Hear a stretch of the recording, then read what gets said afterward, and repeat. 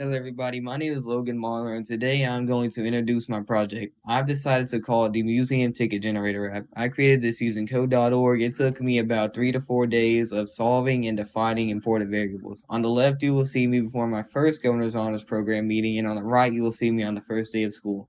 Before I begin to talk about my project, I would like to talk a little bit about why I'm here or apply to Governor's Honors. From the program, I hope to make new friends, connections, and also enhance my abilities in troubleshooting complex bugs within code. I also hope to learn more about programming languages that I previously didn't consider. I believe that the Governor's Honors Program will provide me with an insight into the field of computer science, including the industry and job market. I also would like to understand artificial intelligence and machine learning in such depth to where I can create trained models helping me solve complex problems.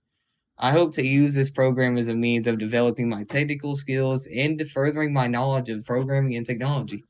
This app calculates museum ticket prices based on user input such as age, the day of the week, and discount codes. My goal was to create a pricing system that adjusts automatically for all different scenarios, like offering discounts to seniors or free tickets on promotional days, while providing an accurate output to the user. To build the app, I started by identifying the key requirements. I needed the user to input their age, select the day of the week, and maybe enter a discount code. I then defined pricing values. Weekdays equals $5, weekends equals $10, and Friday tickets with a valid discount code are free. And seniors age 60 or older get a discounted price of 7. One issue I encountered before revamping this project was that I used a single equal sign instead of a double equal sign. The single equal sign is used for setting a value, while the double equal sign is needed for comparison, making it behave like an equation rather than defining a variable. Using code.org, I set up values to restore the user's input and use JavaScript to create the code for calculating the ticket price. I implemented this functionality with an event-driven approach using the onEvent function to trigger calculations when the user clicks the calculate button. Within the onEvent function, I wrote conditional statements to apply the pricing rules. For example, I checked if today was a weekday or weekend to adjust the price accordingly and apply senior discounts when the user's age was 60 or older.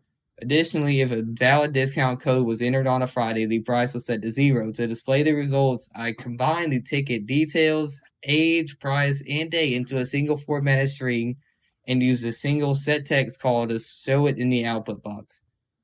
I made the mistake of not putting the \n parameter, making the output hard to read and messy. Since I fixed this problem, the output became more organized and easier to read. Moreover, using the single formatted string, I solved an earlier problem I faced where multiple set text calls were overriding each other, causing incomplete output. Throughout this process, I used code.org's debugging tools as well as JavaScript to bring this idea to life. This project taught me how to break down a complex problem into smaller, manageable steps and help my understanding of on-event functions, conditional statements, and user inputs. Overall, the Museum Ticket Generator app is a practical example of how programming can solve real-world problems efficiently. This app can be helpful to big companies and organizations like Walmart, Disney World, the NBA, or even for upcoming entrepreneurs. Thank you for this opportunity, and I hope you enjoy learning about my project.